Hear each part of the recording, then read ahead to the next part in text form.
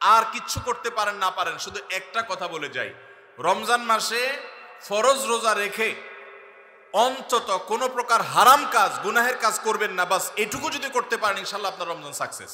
একটা most common প্রশ্ন, বাথরুমে ওযু করার বিধান কি? মেয়ের বাবার বাড়ি থেকে রমজান আসলে ইফতারের বিভিন্ন আইটেমের জন্য ছেলে, ছেলের মা, ছেলের বাবা, ছেলের গোষ্ঠী, ছেলের বিভিন্ন মহিলারা, ওই ফ্যামিলির তারা অপেক্ষায় থাকে।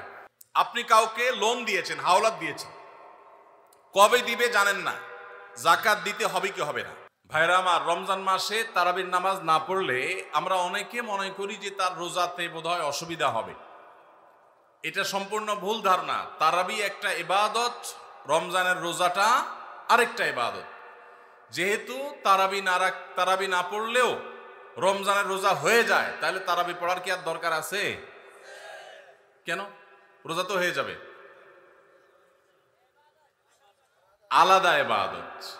রোজা রাখা একটা ইবাদত, তারাবি পড়াটা আরেকটা ইবাদত। নবী করিম সাল্লাল্লাহু আলাইহি সাল্লাম একই হাদিসে দুটি কথা বলেছেন, মান কামা রমাদানা ঈমানান ওয়া ইহতিসাবান গুফিরা লাহু মা তাকাদ্দামা মিন যামবি। একই হাদিসে বলেছেন, মান সামা রমাদানা ঈমানান ওয়া ইহতিসাবান গুফিরা লাহু মা তাকাদ্দামা মিন যামবি।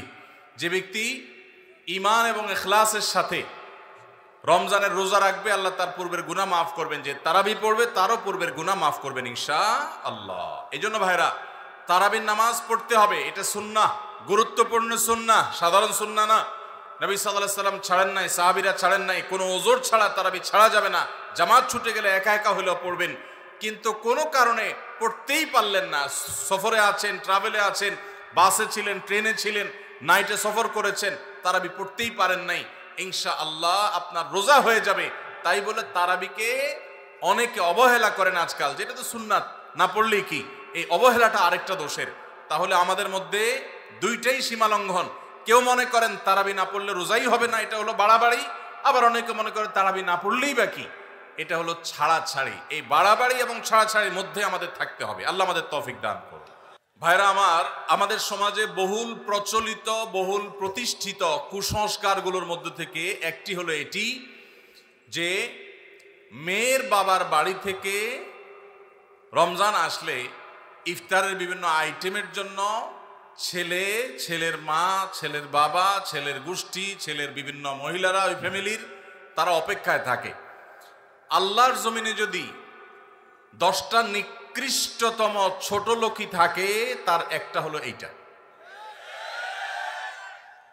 যুবক ভাইরা, কোন যুবক হাত তুলে বলতে পারবেন যে আমার শ্বশুরবাড়ি থেকে রমজান উপলক্ষে এরকম কোন ভিক্ষাবৃত্তি আমরা করতে দেই নাই? বলতে পারবেন কেউ? দেখি কার কার বুকে পাটা বলা আছে, হাত তোলেন। হয় নাই যাদের। বাবাজি আপনি হাত তুলছেন, আপনাদের আমার তো এগুলো ছিলই না। আপনি হুদাই ক্রেডিট নিচ্ছেন কেন? এগুলো তো নতুন, আমাদের দেশে নতুন ফিতনা শুরু হয়েছে। এই দাঁড়িয়ালা ভাই, আপনি হাত তুলছেন কি বুঝা? বলেন বলেন কি বুঝে হাত তুললেন? আপনার শ্বশুরবাড়ি থেকে ইফতার আসে নাই? হ্যাঁ, আসে নাই? বিয়ে করছেন? হ্যাঁ, বিয়ে করছেন, শ্বশুরবাড়ি থেকে ইফতার আসে নাই? গরিব তারা, মানে কারণ কি?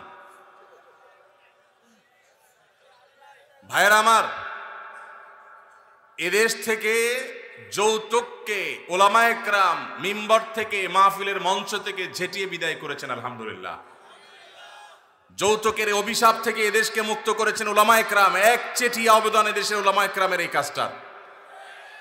যৌতুক চলে গেলে কি হবে? ইফতারের নামে যৌতুক এখনো বাকি আছে, এইটা আমাদের দূর করতে হবে কি হবে না? অনেক যুবক আছে, তারা বলে যে আমার শ্বশুরবাড়ির লোকেরা খুশি মনে দেয়। ভালো করে শুনে রাখেন, 2 নাম্বারের অপর নাম হলো এখন খুশি মনে দেওয়া। ঘুষখোর সেও বলে খুশি হয়ে দিস, যৌতুকখোর সেও বলে বেহিসাব খুশি হয়ে দিস। শুধু খুশি হয়ে না, জোর করেও দেয়। জোর করে দিবে না কি করবে? তার মেয়েটার শান্তি দরকার তার। আপনি যদি বাপের বেটা হয়ে থাকেন, মুসলমানের সন্তান হয়ে থাকেন, বিনয়ের সাথে শাশুড়িকে বলবেন, শ্বশুরকে বলবেন কোনো কিচ্ছু আমার এখানে পাঠাবেন না, পাঠালে আমি মনে কষ্ট পাবো, উল্টা পারলে আমি দিব। একটা কথা আমি সবসময় বলি ভাই, একটা মেয়েকে কষ্ট করে গর্ভধারণ করা, জন্মের পর থেকে নিয়ে তাদেরকে পড়ালেখা ভরণ পোষণ দিয়ে বড় করে যখন সে সার্বিকভাবে একজন পূর্ণাঙ্গ মানুষে পরিণত হয়েছে, সুশিক্ষিত হয়েছে, সুস্থ সবল হয়েছে, সুঠামদেহী হয়েছে, তখন তাকে ছেলে পক্ষের হাতে তুলে দেয়। সারা জীবন এই মহিলাটার পেছনে ইনভেস্ট করেছে কে? তার বাবা মা। আর ভোগ করছে কে?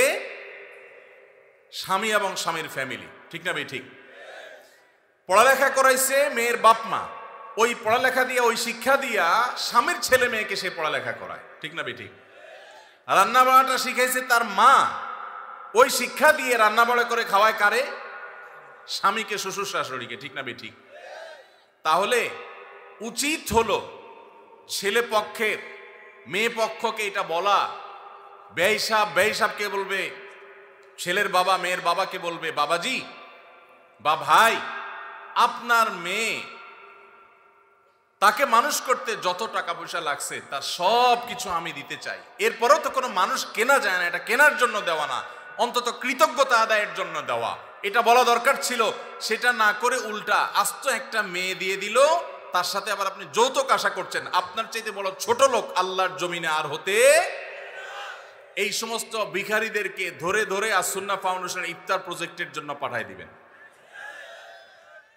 আপনাদের এই মাঠেও ইফতার বিতরণ হয়, যাদের শ্বশুর বাড়ি থেকে ইফতারের দরকার হয় এদের সবাইকে আমাদের ওখানে পাঠায় দিবেন। কথা বুঝে আসছে? এখন এরপর থেকে হুদাই যায় আমাদের ওখানে সিরিয়াল ধরবে। সিরিয়াল ধরলে সবাই ইফতার পাবে।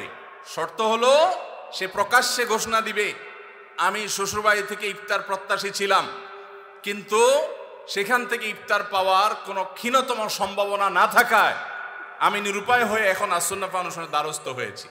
এইটা যদি আপনি ঘোষণা দিতে পারেন, আমাদের দিতে কোনো অসুবিধা নেই ইনশাআল্লাহ। ভাইরা আমার, এই কুসংস্কার আমরা দূর করবো তো ইনশাআল্লাহ। খুশি মনে বলতে কোনো কিচ্ছু নাই। খবরদার, মেয়ে পক্ষ যদি ইফতার পাঠায়, ছেলে পক্ষ পাঠায় না কেন? মেয়ে পক্ষ যদি 2 আনা পাঠায়, ছেলে পক্ষ 4 আনা পাঠানো উচিত।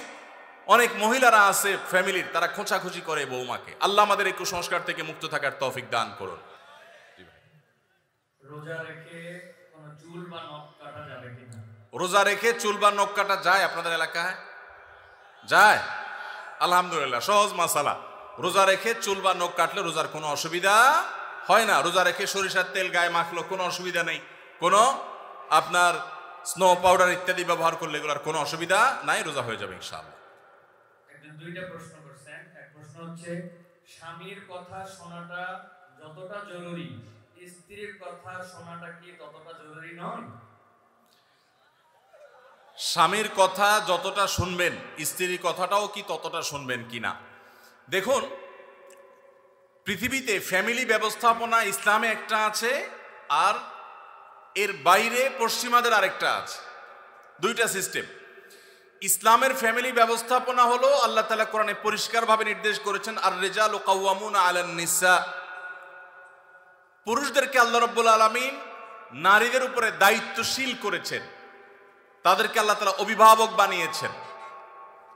এখন যদি কেউ নারী এবং পুরুষকে সমান সমান করতে চায়, তাহলে তার পরিণতি কি হতে পারে পশ্চিমের দিকে তাকালে বুঝতে পারবেন। ভাইরা আমার, একটা ছোট্ট মুদি দোকানও যদি আপনি চালাইতে হয়, একজন মালিক আর একজন শ্রমিক বা কর্মচারী থাকা লাগে কি লাগে না? 2 জনই মালিক, সমান সমান শেয়ার, দুজনই দোকানটা পরিচালনা করে, দোকানটা ঠিক মতো চলবে? কারণ সকাল বিকাল গন্ডগোল বাঁধবে। ঠিক না বে ঠিক? এভাবে কোনো দোকান যদি না চলে, তাহলে একটা সংসার কখনো সুষ্ঠুভাবে চলতে আপনি কাউকে না কাউকে অভিভাবক মানতেই হবে। হ্যাঁ, এর মানে এই না যে অভিভাবক যা খুশি তা করতে পারে, জুলুম করতে পারে, অন্যায় নির্দেশ দিলেও সে অধিকার আছে, সেটা ইসলাম বলে না, কখনো বলে না। ভাইরা আমার, আজকের পৃথিবী নারীদেরকে সমান অধিকার দিতে বলে, ইসলাম ন্যায্য অধিকার দিতে বলে। ইসলাম কি দিতে বলে? সমান দিলে সব সময় সমতা হয় না, ন্যায্য দিলে সব সময় সমতা, ন্যায্যতা, যেটা যৌক্তিকতা সেটাই হয়। আল্লাহ আমাদেরকে বুঝার তৌফিক দান করুন। মা বোনরা যদি যৌক্তিক কোনো আবদার চাহিদা পেশ করেন, সেটা স্বামী কখনো কখনো শুনতে বাধ্য যদি সেটা তার অধিকারের বিষয় হয়, আর কখনো কখনো বাধ্য না হলেও স্বামীকে আল্লাহ তাআলা উদ্বুদ্ধ করেছেন। নবী করিম সাল্লাল্লাহু আলাইহি সাল্লাম তার স্ত্রী আমাদের মা আয়েশা রাদিয়াল্লাহু তাআলা আনহাকে খেলা দেখতে নিয়ে গেছেন। আম্মা জান আয়েশা রাদিয়াল্লাহু তাআলা আনহা এই হাদিস বর্ণনা করার পরে বলেছেন, ফাকদুরু কদরাল জারিয়াতিল হাদিসাতি সিন্নি আল হারিসাতি আলাল লাহবি। ও দুনিয়ার পুরুষেরা, যুবকেরা, স্বামীরা, শুনে রাখো, আল্লাহর নবী সাল্লাল্লাহু আলাইহি সাল্লাম নবী হওয়ার পরও, এত ব্যস্ত মানুষ হওয়ার পরও তিনি তার স্ত্রী হিসেবে আমি যখন তার কাছে খেলা দেখতে চেয়েছি তিনি নিয়ে গেছেন, যতক্ষণ পর্যন্ত আমি নিজে বিরক্ত হয়ে উঠে না আসি ততক্ষণ পর্যন্ত নবী সাল্লাল্লাহু আলাইহি সাল্লাম বসেছিলেন, আমাকে নিয়ে আসেন নাই, বলেন নাই আয়েশা চলো আর কত দেখবা, এটা বলেন নাই। অতএব তোমরা তোমাদের কম বয়স্ক যে সমস্ত স্ত্রীগণ আছেন তাদের বিনোদনের প্রতি, আনন্দের প্রতি তোমরা খেয়াল রাখবে, এটা আম্মা জান আয়েশা বলেছেন। তাহলে বোঝা গেল স্ত্রী যদি কিছু চায় সেটা পূরণ করবার জন্য স্বামী যথাযোগ্য চেষ্টা করবেন, যদি অন্যায্য না হয়, অন্যায় না হয়, অযৌক্তিক চাওয়া না হয়। কিন্তু এর মানে এই না যে ইসলাম সবাইকে সমান অধিকার দিয়েছে, সমান অধিকার দিলে মারামারি ছাড়া আর কিচ্ছু হবে না। পশ্চিমে যান, কোনো সংসার বলতে কিচ্ছু নাই। গত সপ্তাহের কথা, নিউজিল্যান্ডের একটা শহরে অকল্যান্ডে আমাদের এক প্রবাসী বাংলাদেশি ভাই বুয়েটিয়ান, ওনার বাসায় উনি নিয়ে গেলেন ফজর নামাজ পড়ে, মসজিদ থেকে পাশে ওনার বাসা। তো ওনার বাসায় গিয়ে আমি একটু আশপাশে কিছু গাছ টাছ দেখলাম, দেখে বের হচ্ছি। উনি আমাকে দুটা জিনিস দেখালেন। এক হলো বললেন যে ভাই আপনি যে সবজি চাষ করেন ঢাকায়, ওই ভিডিও দেখার পর আমার ওয়াইফের চাপে আমি এই যে লাউ গাছ লাগাইছি, সেই লাউ গায়ে অনেক লাউ ধরছে। চিন্তা করলাম আমরা কাজ করছি এখানে 11,500 কিলোমিটার দূরে আমল হয়েছে আলহামদুলিল্লাহ, 11,500 কিলোমিটার দূরে। তো তার একজন প্রতিবেশী বৃদ্ধ, বয়স 65 থেকে 70 হবে, এই ভদ্রলোকের সাথে আমার পরিচয় করায় বললেন যে আমার নেইবর, আমার প্রতিবেশী। তো আমি বললাম যে তার বাসা যে শুনশান নীরব, ব্যাপার কি? তো বলে যে তার বাসায় কেউ নাই, তার কোনো ফ্যামিলির সদস্য নাই, 20 বছর সে এই বাসাতে আছে, কোনো সদস্য নেই, বয়স 65 থেকে 70, গায়ে দেখি যে ময়লা আবর্জনা লেগে আছে, ভোরবেলা কোত্থেকে কাজ করে আসছে, পরিশ্রম করে খায় দায়। আমি অবাক হয়ে গেলাম। আমাদের দেশে একজন বৃদ্ধ মানুষ 20 বছর ধরে একা একা তিনি উপার্জন করে চলতে হয়, তার দেখভাল করার কেউ নাই, এটা কি কল্পনা করা যায়? আপনি যদি ট্রাভেল করেন সারা দুনিয়াতে দেখবেন বৃদ্ধ বৃদ্ধ মহিলা 60, 65, 70, 80 বছর একা একা ট্রাভেল করছে, কেউ তাদের সাথে নাই। ইসলাম যে পরিবার ব্যবস্থাপনা রেখেছে এটার উপরে পোদ্দারি করতে গিয়ে গোটা পৃথিবীর বেশিরভাগ দেশগুলো নিঃস্ব হয়ে গেছে। অতএব আমরা যারা আল্লাহর বিধানের সাথে পাল্লা দিতে যাব তাদের গোল্লায় যাওয়া ছাড়া কোনো উপায় থাকবে না। মেয়েদেরকে ইসলাম সমান অধিকার দিতে বলে না, কোন কোন ক্ষেত্রে ছেলেদের চাইতে বেশিও দিতে বলে, আবার কোন কোন ক্ষেত্রে কমও দিতে বলে, যেখানে যতটুকু প্রয়োজন ততটুকু। অতএব শেয়ানে শেয়ানে সমানে সমানে যদি নড়তে চান তো ওদের যে অবস্থা হয়েছে, সংসার ভেঙে গেছে, পরিবার ব্যবস্থা ভেঙে গেছে, সে অবস্থা আমাদের হবে। আমি ওই ভাইকে জিজ্ঞেস করলাম এই লোকটা ফ্যামিলি ছাড়া কেন থাকে, কারো কি একা থাকতে ভালো লাগে? তখন তিনি আমাকে বললেন ভাই সাদে থাকে না, এই জন্য ফ্যামিলি ছাড়া থাকে যে বইয়ের সাথে তো 2 দিনে বেশি 3 দিন বনবে না। নিয়ম হলো, আইন হলো, বেশিরভাগ উন্নত দেশগুলোর আইন একই রকম। 3 বছর যদি বিবাহ লাস্টিং করে, বিচ্ছেদ হলে স্বামীর যা উপার্জন আছে তার অর্ধেক স্ত্রী, স্ত্রীর যা উপার্জন আছে তার অর্ধেক স্বামী পেয়ে যাবে। এই আইনের কারণে মানুষ বিবাহ করতে চায় না, অবৈধ সম্পর্ক দিয়ে সে কাজ সারে, যার কারণে সন্তান হয় না, জেনারেশনের মধ্যে গ্যাপ তৈরি হয়ে যাচ্ছে। আল্লাহ তাআলা আমাদেরকে ইসলামের মতো সুমহান জীবন বিধান দিয়েছেন, এর চেয়ে যৌক্তিক, এর চেয়ে সুন্দর, এর চেয়ে সুখ, এর চেয়ে দাম্পত্য শান্তি আর কোন সমাজে কল্পনা করা যায় না। আল্লাহ তাআলার শুকর সেজন্য। একটা প্রশ্ন এসেছে, সাহারি ও ইফতারের কোনো দোয়া আছে কি? এটি কি বাংলায় পড়া যাবে? ইফতারের আমরা দোয়ার কথা জানি ভাই, ইফতারের একটা কমন দোয়ার কথা আমরা জানি, আরেকটা দোয়া আছে আনকমন যেটা আমরা জানি না। দুইটা দোয়া আমি বলছি। 1 নম্বর হলো ইফতারের দোয়া যেটা কমন আমরা জানি, সেটা হলো আল্লাহুম্মা লাকা সুমতু আলা রিজকিকা আফতারতু। এই দোয়ার অর্থ হলো হে আল্লাহ, আপনার জন্য আমি সিয়াম সাধনা করেছি, রোজা রেখেছি, আর আপনার উদ্দেশ্যেই আমি ইফতার করেছি, অর্থাৎ আপনার নির্দেশের পালনার্থে আমি ইফতার করেছি। এই যে আল্লাহুম্মা লাকা সুমতু আলা রিজকিকা আফতারতু, এটা ইফতারের একটা দোয়া। আরেকটা দোয়া হলো যাহাবা যামা ওয়াবতাল্লাতিল উরুক ওয়া সাবাতাল আজরু ইনশাআল্লাহ। অনেকে এটা জানেন মাশাআল্লাহ। যাহাবা যামা, মানে আমার পিপাসা দূর হয়ে গেছে। ওয়াবতাল্লাতিল উরুক, আমার শিরা উপশিরাগুলো সব সিক্ত হয়ে গেছে। ওয়াসাবাতাল আজরু ইনশাআল্লাহ, এবং আল্লাহ চাহেন তো এই রোজার বিনিময় আমার জন্য অবধারিত হয়ে গেছে। এই যে দোয়া ইফতারের, এটা কি ইফতারের আগে করবেন না মাঝখানে করবেন না শেষে করবেন? কি বলেন, ইফতারের আগে না শেষে? যারা যারা আগের পক্ষে তারা হাত তোলেন। মাশাআল্লাহ, বহু লোক। ভাইরা আমার, এই দোয়া ইফতারের পরে করবেন, আগে না। অনেকেই এই ভুলটা জানেন, অনেকে মনে করেন যে আগেই করতে হয়, আগে না। ইফতারের দোয়া কখন করবেন? ইফতারের শব্দের অর্থের দিকে খেয়াল করলে তো দেখতে পারেন পিপাসা দূর হয়ে গেছে, শিরা উপশিরা সিক্ত হয়ে গেছে। এটা কি ইফতারের আগে হয় না পরে হয়? তাহলে আল্লাহুম্মা লাকা সুমতু আলা রিজকিকা আফতারতু, আল্লাহ তোমার জন্য রোজা রাখলাম, তোমার রিজিক দিয়ে ইফতার করলাম, এটা কি আগে না পরে? পরে। অতএব এটা ইফতারের পর। তাহলে ইফতারের শুরুতে কি পড়বেন? বিসমিল্লাহ। বিসমিল্লাহ বলে যে কোনো খাবার খান, ইফতারও খাবেন। ইফতার খেয়ে ফেলছেন, 2-4 লোকমা খেয়েছেন, একটু পানি খেজুর খেয়েছেন, তারপরে দোয়া পড়তে পারেন। আর চাইলে একদম শেষ করেও পড়তে পারেন। আর এটা নিজের ভাষায় পড়লে হয়ে যাবে, কিন্তু সুন্নাত হবে, বেশি উত্তম হবে নবীজির ভাষায় পড়তে পারলে, সরাসরি আরবি টেক্সটটা পড়তে পারলে। আল্লাহ আমাদেরকে তৌফিক দান করুন। রোজার নিয়ত কোনটি বা কিভাবে করব? নিয়ত করা কি রোজা রাখার জন্য জরুরি? নিয়ত তো সমস্ত ইবাদতের জন্য জরুরি, কিন্তু নিয়ত করা জরুরি, নিয়ত বলা জরুরি না। নিয়ত করা এক জিনিস আর নিয়ত বলা আরেক জিনিস। মুখে নিয়ত বলে আর অন্তরে নিয়ত করে, অন্তরে নিয়ত করে আর মুখে নিয়ত বলে। ইবাদতের মধ্যে নিয়ত করা ফরজ। রোজার জন্য নিয়ত ফরজ, নামাজের জন্য নিয়ত ফরজ, কিন্তু নিয়ত বলাটা ফরজ বা সুন্নাত কোনোটাই না। আমরা যে রোজার নিয়ত শুনছি, নাওয়াইতু আন আসুমা গাদান, আছে না? বিভিন্ন আপনার ক্যালেন্ডারেও লেখা থাকে, ভিত্তিহীন। নবী করিম সাল্লাল্লাহু আলাইহি সাল্লামের কোন জয়ীফ জাল হাদিসেও এরকম রোজার কোন নিয়তের কথা কোথাও বর্ণিত হয় নাই। ইসলামের নামে নকল আমল করলে সওয়াব হবে না গুনাহ হবে?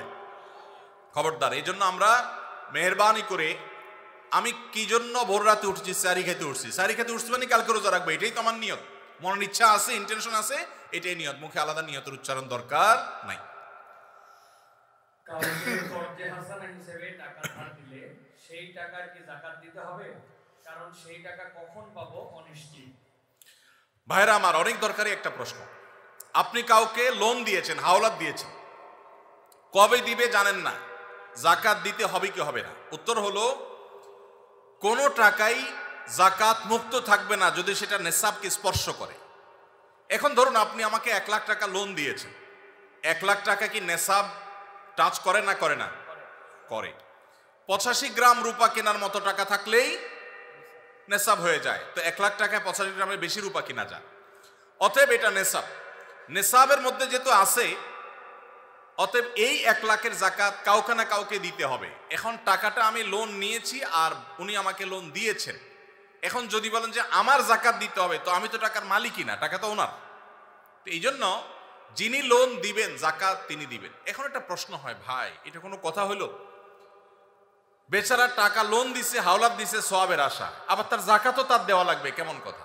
উত্তর হলো, ইমানদার লোন দিলে সওয়াব আছে না নাই? কিরকম সওয়াব ধারণা আছে? কে বলতে পারেন লোনের সওয়াব কি? কি সওয়াব বলেন তো? মাশাআল্লাহ মাশাআল্লাহ। এলাকায় মানুষ দেখা যায় বেশ কোরআন হাদিসের ইলম রাখেন। কোন কোন ক্ষেত্রে লোন বা হাওলাত দিলে, দান করলে যে পরিমাণ সওয়াব হয় তার চাইতে বেশি সওয়াব হয়। এখন একটা প্রশ্ন ওঠে, এটা আবার কেমন? দান করে দেওয়া মানে তো একসাথে দিয়ে দেওয়া, লোন দেওয়া মানে তো দিলাম আবার নেওয়ার জন্য, তো সওয়াব আবার বেশি কিভাবে হয়? সেটার ব্যাখ্যা হলো, ধরেন ওনাকে আমি 10 টাকা দান করলাম, ওনার দান দরকার, কিন্তু ওনার দানটা কেন দরকার? উনি এই 10 টাকা দিয়ে একটা কলা খাবে, যেটা আসলে তার এমন কোনো আহামরি প্রয়োজন নাই, এটা না খাইলেও তার চলে, পেট ভরা আছে। এখন কলা খাইতে মন চাইছে, টাকা নাই, আমি 10 টাকা তারে সাদাকা করলাম, দান করলাম। এই দানের চাইতে ওনার দরকার হলো লোন, এমন লোন যে লোন দিয়া তার জীবন রক্ষা হবে, কঠিন কোনো কাজ হবে। এখানে এই দানের চাইতে এই লোন দিলে সেটা সওয়াব আল্লাহর কাছে বেশি হবে। আরো বিভিন্ন ব্যাখ্যা হাদিসের আছে। এই জন্য ভাইরা, লোন যে দিবে সে তো সওয়াব পাবে, বিধায় জাকাত দেওয়ার কারণে তার যে টাকা কমতেছে, এতে তার হারাবার কিচ্ছু নাই, এই জন্য তাকেই জাকাত দিয়ে যেতে হবে। এখন কথা হলো পাওয়ার সম্ভাবনা নাই। যদি এমন হয় যে পাওয়ার সম্ভাবনা, তাহলে জাকাত আপনাকে এখন দিতে হবে না, একসাথে পাইলে যে ক বছরে জাকাত দেন নাই সেগুলো দিতে হবে। আর যদি কখনো না পান তাহলে না দিলে কোনো গুনাহ হবে না। জি। একজন রোজাদারের জন্য রমজানের প্রতিটি দিনের আমলের রুটিন কি হবে, কিভাবে সে তার রোজা কাটাবে? মাশাআল্লাহ, আমাদের একটা নতুন বই বের হয়েছে এবার, সেটা হলো মাহে রমাদানের 27 আমল। এই যে বইটা একটা হাতের সামনেও আছে, মাশাআল্লাহ। এটা মূলত আমাদের একটা বক্তব্যের নির্যাস। এর আগে সোনাইমুড়িতে একটা বক্তব্যে আমরা মাহে রমজানের উপরে একটা গবেষণা করে 27টা আমল কোরআনের আলোকে বের করেছি, সেটা উপস্থাপন করেছি, পরে এটাকে বই আকারে আনা হয়েছে। এখানে রমজানে আপনি কি কি করবেন তার সবগুলোর তালিকা দেওয়া আছে। অতএব এটার আলোকে আপনি আমল করতে পারেন, চাইলে ভিডিও বক্তব্যটা শুনে নিতে পারেন। একবার সকাল থেকে রাত পর্যন্ত একটা সুনির্দিষ্ট রুটিনের মধ্য দিয়ে কাটাবেন, আর কিচ্ছু করতে পারেন না পারেন। শুধু একটা কথা বলে যাই, রমজান মাসে ফরজ রোজা রেখে অন্তত কোনো প্রকার হারাম কাজ, গুনাহের কাজ করবেন না। বাস এটুকু যদি করতে পারেন, ইনশাল্লাহ আপনার রমজান সাকসেস। চেষ্টা করা যাবে না ইনশাল্লাহ? একটা কাজ যদি করতে পারেন, আপনার রমজান ইনশাল্লাহ সফল। সেটা হলো ফরজ রোজা রাখলেন, 5 ওয়াক্ত নামাজ তো ফরজ পড়বেনই, ফরজ কাজগুলো করলেন, আর গুনাহ থেকে বেঁচে থাকলেন। কোনো হারাম কাজ করলেন না, ঝগড়াঝাটি করলেন না, মিথ্যা বললেন না, চগলখড়ি করলেন না, গীবত করলেন না, কাউকে ঠকাইলেন না, 2 নম্বর কাজ করলেন না। এই গুনাহমুক্ত যদি রমজান কাটাইতে পারেন, আপনার রমজান সাধনার সার্থক ইনশাআল্লাহ। আল্লাহ তৌফিক দান করুন। স্ত্রীর স্বর্ণের যাকাত কিভাবে দিবে? স্বামী নাকি স্ত্রী দিবে? স্ত্রীর যদি আয় রোজগার না থাকে কিন্তু স্বর্ণ আছে, তাহলে তার যাকাত কিভাবে আদায় করবে? ভাইরা আমার, স্ত্রীর স্বর্ণের যাকাত কে দিবে? স্ত্রীর স্বর্ণের যাকাত দিবেন যিনি স্বর্ণের মালিক। এখন প্রশ্ন হলো, স্ত্রীর স্বর্ণের মালিক কে? কে বলে স্ত্রী? আপনি দিয়ে দিয়েছেন একসাথে? ঠিক আছে, এদিকে একবার বলছেন স্বামী, আমার ভাই মুফতি মোহাম্মদ আলী ভাই বলছেন স্ত্রী। ভাই, উনি মুফতি মানুষ বলে ফেলছে, আমি কেমনে ওনারে ভুল বলি?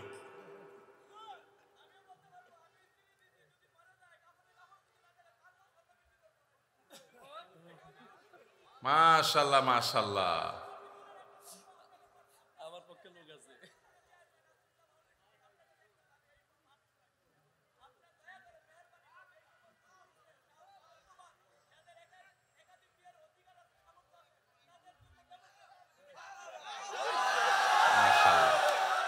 যুবক পোলাপান একটাই পায় না, আপনি কোন একাধিক? আমরা একটা চিন্তা শেষ হয়ে যেতেছি, একটারে বাপ মা বিয়ে করেন, আপনি কোন একাধিক বিয়ে করাইতে? আল্লাহ তাআলা যুবকদের একটা বিয়ে অন্তত ব্যবস্থা করুক, এরপরে যার সাধ্য তৌফিক থাকবে শর্ত সাপেক্ষে সে ইনসাফ করতে পারলে একাধিক করবে। যাই হোক ভাই, বইয়ের স্বর্ণের মালিক কি বউ না স্বামী? এটা নির্ভর করে যে স্বামী আসলে তাকে দিলে কিভাবে দিয়েছে। ধরুন এটা স্বামী দিছে বা বাপের বাড়ি থেকে পাইছেন, স্ত্রীকে যদি দিয়ে দেন তাহলে তার মালিক স্ত্রী, এবং সেটা যাকাত তাকে দিতে হবে। আর যদি স্ত্রীকে না দিয়ে দেন, ব্যবহার করতে দেন, যে ঠিক আছে আপনাকে ব্যবহারের জন্য দিলাম, তাহলে সেক্ষেত্রে মালিক হবে স্বামী। এটা ক্লিয়ার করতে হবে। এখন মুশকিল হলো, স্বামী স্ত্রী যদি এগুলো নিয়ে আলাপ উঠায়, আমাদের দেশে আমরা এত ভালো, মানে অতি ভালো যেটাকে বলে, বউ যদি এখন যায় ঘরে যদি জিজ্ঞেস করেন স্বামীরে, আর বউরে জিজ্ঞেস করেন যদি যায়, আচ্ছা বলো তো দেখি তোমার এই স্বর্ণগুলো আসলে মালিকটাকে, সাথে সাথে সে বলবে, ব্যাপার কি, তোমার মাথায় এই চিন্তা কেন আসলো, কাহিনী কি, তুমি কি ডানে বামে কোনো চিন্তা ভাবনা করছো, কি ব্যাপার? আমরা কত সরল সহজ চিন্তা করেন। একটা সম্পদের মালিকানা ক্লিয়ার হওয়া লাগবে কি লাগবে না? স্ত্রীকে যদি জিজ্ঞাসা করেন, আচ্ছা তোমার যে স্বর্ণগুলো আছে এগুলো আসলে মালিক কি তুমি না আমি, কে? অবশ্য আজকাল মেয়েরা এগুলো বলবে না, বেশিরভাগ মেয়েরা বলবে, বলো কি তোমার সন্দেহ হয় আমি যে ব্যাপারে কোনো সন্দেহ আছে? যদি স্ত্রী মালিক হয় তাহলে স্বর্ণের যাকাত স্ত্রীকে দিতে হবে। আর যদি আপনি স্ত্রীকে ব্যবহার করতে দেন, বলেন যে তুমি ব্যবহার করো, আমি চাইলে যে কোনো সব বিক্রি করে ফেলবো, তাহলে সেক্ষেত্রে আপনাকে যাকাত দিতে হবে। এখন মুশকিল হলো, বেশিরভাগ ক্ষেত্রে এই সমস্ত ইস্যুতে আমরা চিটারি করি অনেকে। কিভাবে? স্ত্রীকে দিছে, তার ধান্দা আছে বিদেশে যাওয়া লাগলে ভিসা পাওয়া গেলে বিক্রি করে দিবে, ওইটা বললে তো বউ খেপে যাবে, এই জন্য ডাইরেক্ট কিছু বলে না, পাম্পটে দিয়ে হুদাই মিশা কথা বলে তারে খুশি করে। আবার যখন দরকার হয় তখন যা বিক্রি করে ফেলে, আছে না নাই? তো এই 2 নাম্বারই করা চলবে না। ক্রিস্টাল ক্লিয়ার হতে হবে আরবিতে একটা প্রবাদ আছে, তাআমালু কালা জানিব ওয়া তাআশারু কালা কারিব। আর্থিক লেনদেন হবে অচেনা মানুষের মতো, আর সাধারণ আচার আচরণ হবে সবার সাথে চেনা মানুষের মতো। এই জন্য ক্লিয়ার করবেন। এখন প্রশ্ন হলো, স্ত্রী যদি স্বর্ণের মালিক হয় উনি কোত্থেকে যাকাত দিবেন? তার তো উপার্জন নাই। উত্তর হলো, তিনি প্রয়োজনে স্বামীর থেকে নিয়ে দিবেন। স্বামীকে রিকোয়েস্ট করে বলবেন তুমি আমারটা আদায় করো, যে কোনো ভাবে করবেন, বা স্বর্ণের কোনো একটা অংশ সেল করবেন, কোনো না কোনো ভাবে তাকে যাকাত আদায় করতে হবে। স্বর্ণের মালিক মানে তিনি ধনী, অতএব প্রয়োজনে স্বর্ণের কিছু অংশ বিক্রি করে হলেও তাকে যাকাত দিতে হবে। তবে স্বামী যদি আদায় করে যাকাত আদায় হয়ে যাবে, স্ত্রী যদি সেটা জানে যে উনি আদায় করছেন। জি। রমাদানে কখন দোয়া করলে দোয়া কবুল হয়? রমাদানে কি দোয়া কবুলের আলাদা কোনো সময় আছে কিনা? রমাদানে কখন দোয়া করলে দোয়া কবুল হয় ভাইরা? নবী সাল্লাল্লাহু আলাইহি সাল্লাম বলেছেন, সালাতুন লা তুরাদ্দু দাওয়াতুহুম, তিন ব্যক্তির দোয়া ফেরত দেওয়া হয় না। এর ভিতরে এক ব্যক্তি হলেন ওই ব্যক্তি যেই ব্যক্তিকে আল্লাহ তাআলা রোজা রাখার তৌফিক দিয়েছেন। আস-সাইমু হাত্তা ইফতির, ইফতারের আগ পর্যন্ত রোজাদারের দোয়া কবুল হয়। কিন্তু স্পেশালি ইফতারের আগের টাইমটা দোয়া কবুল হয়, যে টাইমে আমরা ছোলা মুড়ি মিশানোতে ব্যস্ত থাকি, ওই টাইমটাতে দোয়া কবুল হয়। এই জন্য ছোলা মুড়ি যা মেশানো দরকার আগে মিশায়া সূর্য ডুবার আগে 10-15টা মিনিট মনোযোগ দিয়ে দোয়া করবেন ইনশাআল্লাহ। রমাদানে কিভাবে আল্লাহর কাছ থেকে ক্ষমা পাবো? গুনাহ মাফের সবচেয়ে বড় মাধ্যম কি? কিভাবে ক্ষমা চাইলে সব মাফ হয়? মেহরবানি করে জানাবেন। ভাইরা আমার, ক্ষমা চাওয়ার জন্য আল্লাহর কাছে অনুতপ্ত হতে হবে, যে আল্লাহ যত গুনাহ করেছি আপনি মাফ করে দেন। তওবা করতে হবে, লজ্জিত হতে হবে, অনুতপ্ত হইতে হবে। এরপরে কায়মন বাক্যে অন্তঃস্থল থেকে আল্লাহর কাছে দোয়া করতে হবে মাফ পাওয়ার জন্য। এবং বিশেষ করে সাহারির সময়, ভোর রাত, দোয়া কবুলের সময়গুলো বেশি বেশি করে দোয়া করে ক্ষমা চাইতে হবে, ক্ষমা নিতে হবে। ইফতারের আগ মুহূর্ত এটা দোয়া কবুলের সময়, অতএব সেই মুহূর্তটা বিশেষভাবে দোয়া করতে হবে। দোয়া কবুলের যে শর্তগুলো আছে, হালাল উপার্জন, কায়মন বাক্যে দোয়া করা, মনোযোগের সাথে দোয়া করা, চোখের পানি ফেলে দোয়া করা, সেগুলো করলে আশা করা যে আল্লাহ তাআলা ক্ষমার দোয়াও কবুল করবেন। আমি একজন ট্রাক ড্রাইভার, আমার পরিবার এবং সন্তান আছে, কিন্তু আমার স্ত্রী আমার কথা শোনে না, আমার করণীয় কি? ভাইরা আমার, মা বোনরা স্বামীদের কথা না শোনা, স্ত্রীরা স্বামীদের কথা না শোনা, এটা একটা ব্যাধিতে পরিণত হয়েছে। পশ্চিমাদের মুখরোচক স্লোগানে আমাদের অনেক মুসলিম নারীরা বিভ্রান্ত হয়ে গেছেন।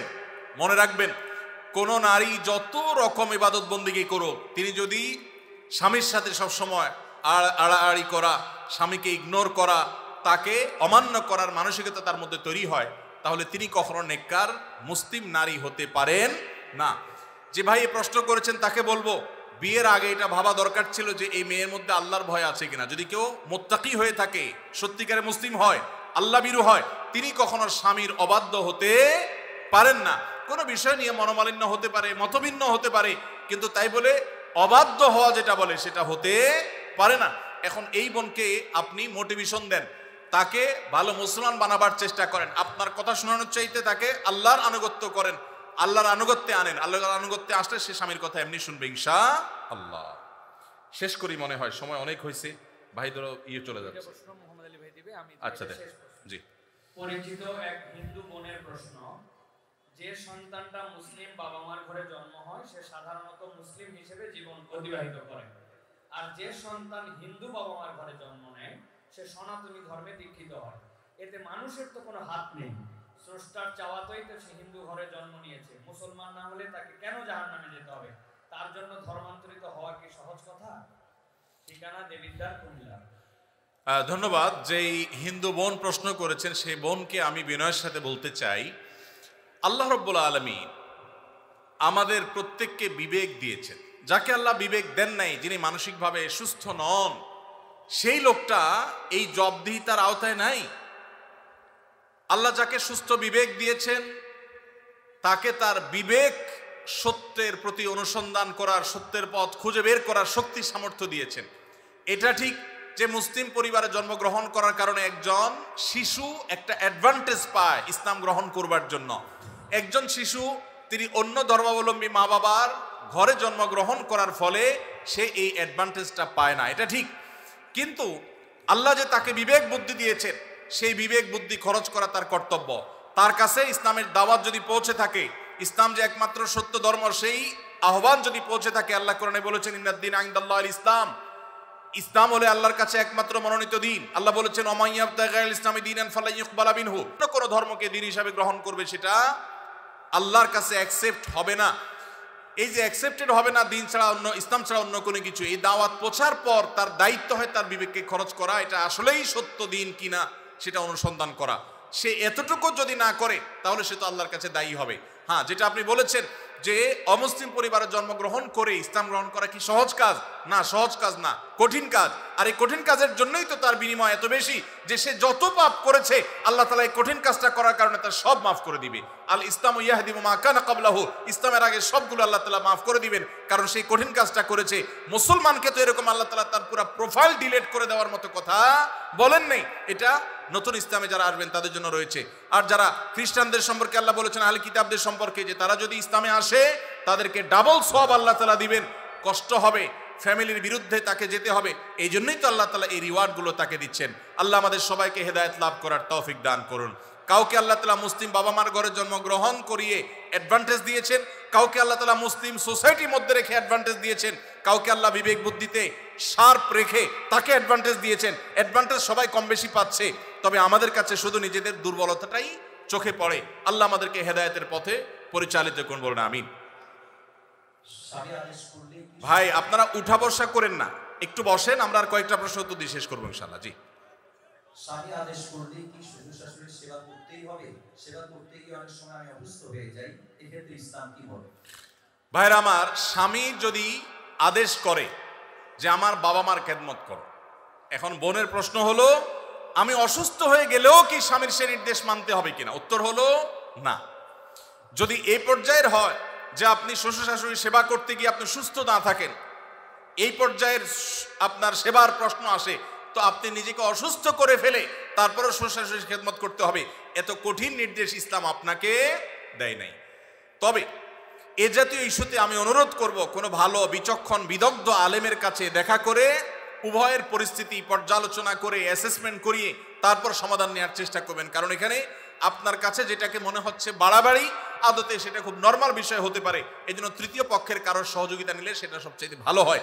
এই প্রশ্নোত্তরের সংক্ষিপ্ত সেশনে আমরা অল্প কথা উত্তর দিয়ে গেলে আপনার ভুল বোঝার সম্ভাবনা আছে। সেজন্য কোনো দক্ষ আলেমের কাছে, বিচক্ষণ ইমাম সাহেবের কাছে গিয়ে দুজন মিলে তারপরে পুরো অবস্থা জানাবেন। শরীয়ত মৌলিকভাবে মেয়েদের জন্য শ্বশুর শাশুড়ির খেদমত করাকে ফরজ ওয়াজিব করে নাই, কিন্তু স্বামীর প্রতি তার যে শ্রদ্ধা ভালোবাসার দাবি আছে, সেই দাবি থেকে যে স্বামীটা সারাদিন আমার সংসার সন্তানের উন্নতির জন্য কষ্ট করে, সেই স্বামীটার অগোচরে তার উপরে কর্তব্য তার বাপ মার সেবা করা। তিনি যেহেতু আমার কাজে গেছেন, আমি তার জন্য একটু হেল্প করলাম, তার হয়ে একটু কাজ করলাম। তাছাড়া মা বাবার মতো বয়সী মানুষ, তারা যখন আশেপাশে তাদের সেবা করার মানসিকতা থাকা দরকার। কিন্তু সেই সাথে এটাও ঠিক যে আমাদের সমাজে অনেক শ্বশুর শাশুড়ি আছে আস্ত জোয়ান তাগড়া সুস্থ সবল, এরপরও সে আশা করে বসে থাকে বৌমা সব করে দিবে। এটা খুব বাজে একটা অভ্যাস। অনেক শ্বশুর শাশুড়ি আছে তারা মনে করে বৌমা ঘরে আসছে মানে হলো কাজের মেয়ে ঘরে আসছে, অতএব আমাদের এটা বাই ডিফল্ট পাওনা হয়ে গেছে। এটা খুবই বাজে একটা উদাহরণ। শ্বশুর শাশুড়িদেরও আল্লাহর কাছে বিচার আছে, তারা জুলুম করলে, সীমালঙ্ঘন করলে তাদেরও দায় আল্লাহ তাআলার কাছে থাকবে। নিজের মেয়েটা তাকে দিয়ে কোনো কাজ করায় না, আরেক ঘরের মেয়ে আসছে তাকে দিয়ে সারাদিন গাদা খাটনি করা, এটা জুলুম। অতএব জুলুমও করা যাবে না, আবার বোনরা শ্বশুর শাশুড়িদেরকে ইগনোরও করবেন না। আল্লাহ তাআলা আমাদেরকে আল্লাহর নির্দেশকে যথাযোগ্যভাবে মানার তৌফিক দান করুন। বেনামাজি মানুষ মৃত ব্যক্তিকে গোসল করাতে পারবে কিনা? মৃত ব্যক্তিকে বেনামাজি গোসল করাইলে গোসল হয়ে যাবে, কোনো অসুবিধা হবে না। তবে সন্দেহাতীতভাবে এটা মুসলমানদের কর্তব্য। কোনো এলাকাতে কেউ মারা গেলে যারা দিনদার মুসলমান তারা তাকে কবরস্থ করবে এবং তার দাফন কাফনের ব্যবস্থা করবে। কোনো বেনামাজি করলেও আদায় হয়ে যাবে ফরজটা সবার পক্ষ থেকে ইনশাআল্লাহ। বিভিন্ন অ্যাপ ব্যবহার করার কারণে পয়েন্ট দেওয়া হয়ে থাকে, এসব পয়েন্ট ব্যবহার করে বিভিন্ন অফার নেওয়া যায় হবে কিনা? ভাইরা আমার, যদি কোনো অ্যাপস ইউজ করলে আপনাকে পয়েন্ট দেয়, সেই পয়েন্ট আপনি এক্সচেঞ্জ করে কোনো সুবিধা নেন, কোনো টাকা পয়সা পান, এটা জায়েজ হবে এই শর্তে যে সেই অ্যাপটা যদি হারাম কিছু না হয়, সেটা ব্যবহার করলে যদি কোনো গুনাহের কাজ না হয়, তাহলে আপনি এটা করতে পারেন। আজকাল অনেক জুয়ার অ্যাপস বের হয়েছে, অনেক হারাম অ্যাপস আছে, সেগুলো এ ধরনের অফার দিয়ে থাকে। সেগুলো অ্যাপস ব্যবহার করাটাই ইটসেলফ একটা হারাম কাজ। অতএব সেখান থেকে পয়েন্ট নিয়ে উপার্জন করলে সেটা হারামই হবে। অতএব আপনি কোন অ্যাপস ব্যবহার করছেন আর কি পয়েন্ট দিচ্ছে আপনাকে, সেটা হলো দেখার বিষয়। বাথরুমে ওযু করার বিধান কি? একটা মোস্ট কমন প্রশ্ন, বাথরুমে ওযু করার বিধান কি? ভাইরা আমার, বাথরুমের ভেতরে কমোড বা প্যান, এটার সাথে আপনার অজুর যে টেপ বা বেসিন এটার যদি কোনো পার্থক্য না থাকে, অর্থাৎ মাঝখানে কোনো আড়াল বা ব্যবধান না থাকে, তাহলে এই জায়গায় অজু না করে অজুটা বাহিরে কোনো টেপে করা উত্তম। কেন? কারণ অজুর একটা গুরুত্বপূর্ণ সুন্নাহ হলো বিসমিল্লাহ পাঠ করা। টয়লেটের মধ্যে বিসমিল্লাহ পাঠ করাটা মাকরুহ। টয়লেটে বিসমিল্লাহ পাঠ করা কি মাকরুহ। যেহেতু মাকরুহ, অতএব হয় আপনি বিসমিল্লাহ ছাড়া অজু করবেন, তাহলে অজুটা একটু ত্রুটিপূর্ণ হলো, আর না হলে বিসমিল্লাহ জোরে পড়বেন, তাহলে আপনি মাকরুহ করলেন। এই জন্য বাথরুমের বাইরে বিসমিল্লাহ পড়ে অজু করবেন। পাও ধোয়াটা বেসিনে ধোয়ার ব্যবস্থা নাই, ভেতরে যায় ধুলেন, ব্যাস, তাহলে হয়ে গেল। আর যদি বাহিরে কোনো বেসিন না থাকে, কোনো টেপ না থাকে, তাহলে টয়লেটের ভিতরেই অজু করতে পারবেন, কিন্তু বিসমিল্লাহটা মনে মনে বলবেন। আর যদি নিজের বাসা হয় তাহলে সেক্ষেত্রে মাঝখানে পার্টিশন দিয়ে দিলেন কমোড এবং অজুর, অথবা আজকাল প্লাস্টিকের পর্দা পাওয়া যায় সেগুলো দিয়ে দিলেন, তাহলে ইনশাআল্লাহ আপনার সেখানে বিসমিল্লাহ বলতে কোনো অসুবিধা নাই। টয়লেটের ভিতরে যদি কেউ অজু করে, অজু হয়ে যাবে, নামাজও হয়ে যাবে, কিন্তু উত্তম হলো বাহিরে করা। জি। কাউকে যদি কালো জাদু করা হয়, ব্ল্যাক ম্যাজিক করা হয়, তাহলে আমরা বুঝতে পারবো কিভাবে? এবং এই কালো জাদু থেকে বাঁচার উপায় কি? কোনো আলেমের কাছে যেতে হবে নাকি নিজে যেমন করলেই চলবে? ভাইরা আমার, কাকে কালো জাদু করা হয়েছে, কাকে করা হয় নাই, এটা বোঝাটা খুবই সিম্পল এবং খুবই সহজ একটা ব্যাপার। বিশেষ করে কিছু আলামত আছে যে আলামতগুলো খুব সহজেই দেখে বোঝা যায় এই লোকটা ব্ল্যাক ম্যাজিকের রোগী বা জাদুর রোগী। আপনারা জানেন যে আমাদের সমাজের এক শ্রেণীর মানুষ এই কালো জাদুতে বিশ্বাস করে না। যদি কেউ কোরআনের জীবন্ত মুজিজা আর অলৌকিকত্ব দেখতে চায়, তাহলে সে কালো জাদু গ্রস্ত রোগীর মধ্যে কোরআনের আয়াত দিয়ে যে ট্রিটমেন্ট করা হয়, এটা দেখে সে আল্লাহর কুদরত দেখতে পাবে, কোরআনের মিরাকল দেখতে পারে। তো কালো জাদু এটা কোনো মানুষকে আক্রান্ত করলে সচরাচর সাধারণত কোনো ওষুধে কোনো কাজ হয় না, কোনো চেক আপে কোনো রোগ ধরা পড়ে না, দিন দিন অসুস্থ হয়ে যায়, খুব ভয়ঙ্কর একটা পর্যায়ে চলে যায়। একটি বর্ণনা আছে কালো জাদু এটা মানুষকে কবর পর্যন্ত আর ওঁটকে পাতিল পর্যন্ত নিয়ে যায়, তার মানে শেষ করে ফেলে দেয়, নানা রকমের ক্ষতিগ্রস্ত মানুষকে করে। এবং আজকাল আপনারা দেখেছেন অনেকেই বিভিন্ন ফুটবল টিমের ভালো ভালো খেলোয়াড়দেরকে কালো জাদু করা হয়, এবং এগুলো নিয়ে ইন্টারন্যাশনাল মিডিয়াগুলোতে বেশ ফলাও করে আপনার নিউজ প্রকাশ করা হয়, এবং সমস্ত দুনিয়াতে মানুষের কাছে যেটা ওপেন সিক্রেট এখন, যে বড় বড় খেলোয়াড়দেরকে ব্ল্যাক ম্যাজিক করা হয়, এবং সেটার যে প্রভাব হয় সেটাও মানুষের কাছে দিনের আলো মতো পরিষ্কার। তাহলে আমার বুঝতে অসুবিধা কোথায়? বরং কোরআন যেটার কথা বলেছে সেটা বাস্তবায়ন দেখতে পেরে আমার ঈমান আরো বেড়ে যাওয়ার কথা। কিছু মানুষ আছে যে কোনো রোগ ধরা পড়ে না কিন্তু অসুস্থ হয়ে যাচ্ছেন, অস্বাভাবিক পর্যায়ে হয়ে যাচ্ছেন, এরকম বিষয়গুলো কালো জাদুর আক্রান্ত হওয়ার আশঙ্কা অনেক বেশি। ঠিক একইভাবে অনেকের অতিরিক্ত হাই আসে, অতিরিক্ত সীমাতিরিক্ত হাই আসে। হাই তোলাটা কিছু একটা লিমিটেশন আছে, যে এই পর্যন্ত হাই তোলা এটা স্বাভাবিক, কিন্তু যখন অস্বাভাবিক পর্যায়ে পর্যন্ত চলে যাবে তখন সেটা কোনো কোনো ক্ষেত্রে ব্ল্যাক ম্যাজিকের রোগী হওয়ার আলামত থাকে। দিন দিন শুকায় যাওয়া, নানা রকমের পরিস্থিতি আছে। সবচেয়ে বড় পরীক্ষা করার উপায় হলো সূরা বাকারা সহ বিভিন্ন রুকিয়ার অ্যাপস চালু করে দিলে, ভিডিও চালু করে দিলে, তেলাওয়াত চালু করে দিলে, যদি এটা শোনার পরে অস্থির হয়, পেরেশান হয়, তাহলে এই লোকটার মধ্যে কালো জাদুর আশঙ্কা অনেক জোরালো, যে সে সহ্য করতে পারে না তেলাওয়াত। একদম সাদা মানুষ, মুসলমান সহ্য করে, কিন্তু সে তেলাওয়াত বন্ধ করতে পারে, আজান সহ্য করতে পারে না।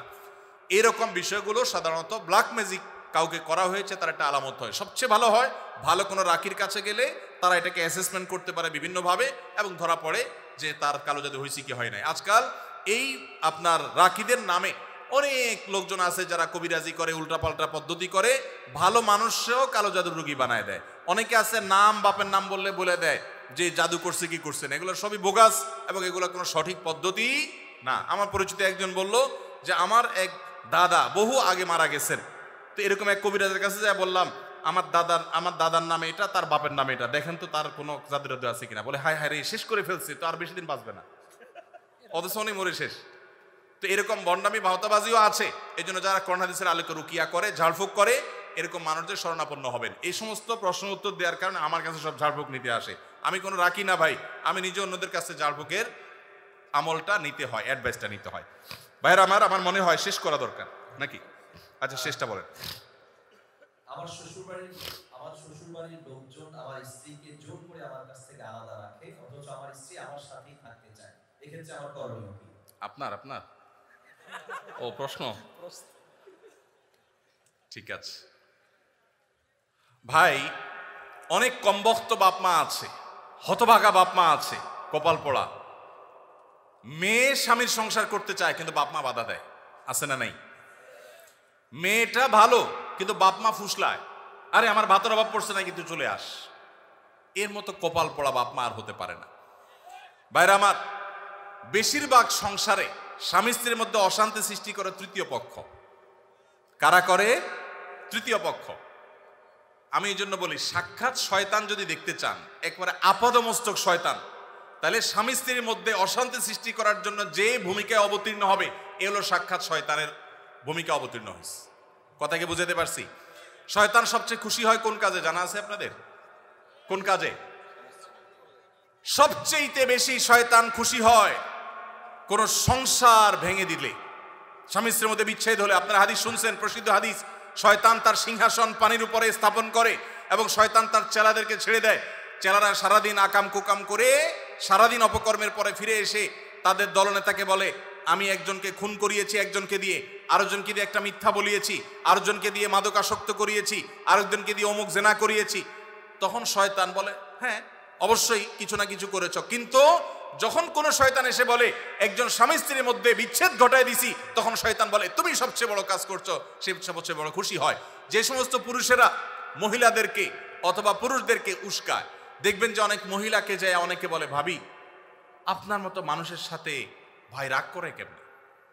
মানে আপনার মতো এত ভালো, এত ভদ্র, এত রূপবতী মানুষটার সাথে রাগ করে যে কেমনে? এত পাষাণ সে কিভাবে হয়? বুঝবেন যে এই লোক হলো সাক্ষাৎ ইবলিস।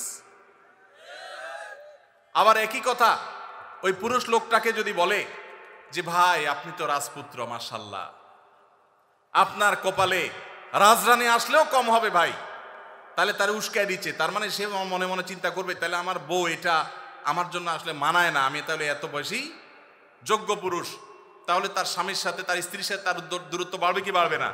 তাহলে এই যে পামপট্টিটা দিল, এই পামপট্টি দেওয়া লোকটা হলো সাক্ষাৎ ইবলিসের ভূমিকা অবতীর্ণ হয়েছে। অতএব খবরদার, স্বামী স্ত্রীর মধ্যকার অশান্তি সৃষ্টি করার জন্য কেউ তৃতীয় পক্ষের ভূমিকা রাখবেন না। এমন কি সেটা যদি বাপমাও যদি হয়, সে বাপমা আল্লাহর কাঠগড়ার আসামি হবেন। বহু ছেলেদের বাপ আছেন, ছেলেদের মা আছেন, শ্বশুর শাশুড়ি আছেন, বৌমার ব্যাপারে ছেলের কান ভারী করে দেয়, আছে না নেই? ছেলেটা থাকে বিদেশ, তার কানটা ঝালাফালা করে দেয়। এরা সবাই কিয়ামতের ময়দানে আল্লাহর কাছে আসামি হবে। খবরদার, এরকম কোনো ষড়যন্ত্র করা যাবে না। চেষ্টা করতে হবে স্বামী স্ত্রীর মধ্যে মনোমালিন্য হলে সেটাকে আরো দূর করে দিতে হবে, সেটা আরো দূর করে দিতে হবে। আল্লাহ আমাদেরকে তৌফিক দান করুন। মসজিদের ইমাম সাহেবরা যারা আছেন, ফ্যামিলি কাউন্সিলিং করবেন। এলাকাতে কোথা স্বামী স্ত্রীর সাথে মনোমালিন্য চলছে, তাদের মধ্যে সালিসি করবেন, তৃতীয় পক্ষ হয়ে মিলাবার চেষ্টা করবেন, ভাঙার চেষ্টা করবেন না। আল্লাহ আমাদেরকে তৌফিক দান করুন। যে মা বাপ তার মেয়েকে ফুসলাচ্ছে স্বামী সংসার না করার জন্য, যৌক্তিক শরীয়ী কোনো কারণ ছাড়া যদি এটা করেন, তারা কবিরা গুনাহে লিপ্ত হোক। তারা মা বাপ সন্তানকে তারা আল্লাহর নির্দেশ থেকে বাহিরে তারা নিতে চাচ্ছে। ফ্যামিলি ব্যবস্থাপনা এবং দাম্পত্য জীবনের সুখ শান্তি ইসলামে খুবই গুরুত্বপূর্ণ বিষয়। আল্লাহ তাআলা আমাদেরকে বোঝার তৌফিক দান করুন। ভাইরা আমার, আলহামদুলিল্লাহ দীর্ঘ সময় পর্যন্ত আপনারা অনেক কথা শুনেছেন। আর অনেক প্রশ্ন আমার কাছে ছিল, এই প্রশ্নের উত্তর ইনশাআল্লাহ বিদিল্লাহ আমরা অন্য কোথাও, বগুড়াতে পরশুদিন আমাদের প্রোগ্রাম আছে ইনশাআল্লাহ, সেখানে আমরা সর্বশেষ এবছরের প্রোগ্রাম ইনশাআল্লাহ, সেখানে আমরা উত্তর দেওয়ার চেষ্টা করব। আমরা যে সমস্ত কথা শুনলাম, জানলাম, বুঝলাম, আল্লাহ আমাদের সবাইকে আমল করার তৌফিক দান করুন। শেখ আবু বকর মাক্কি হাফিজাহুল্লাহ আসছেন তুহিন ভাইয়ের অনুরোধে, সেই লক্ষ্মীপুর থেকে আসছেন। মাশাআল্লাহ, আপনারা অনেকে অনলাইনের মাধ্যমে তাকে চিনেন। তো যেহেতু সময় আমাদের কাছে অনেক টাইট, অনেক বেশি আলোচক ছিল, এই জন্য আমরা তার কথা শুনতে পারলাম না। আল্লাহ রাব্বুল আলামিন তার ইলমে আমলে বরকত দান করুন, বলুন আমিন। আলহামদুলিল্লাহ, এখানে অনেক উলামায়ে কেরাম সমবেত হয়েছেন। আমাদের বাকি সরকার সহ মুরব্বীরা যারা এই মাহফিলের জন্য কষ্ট করেছেন, বিশেষ করে সরকার বাড়ির যুবকরা যারা কষ্ট করেছে,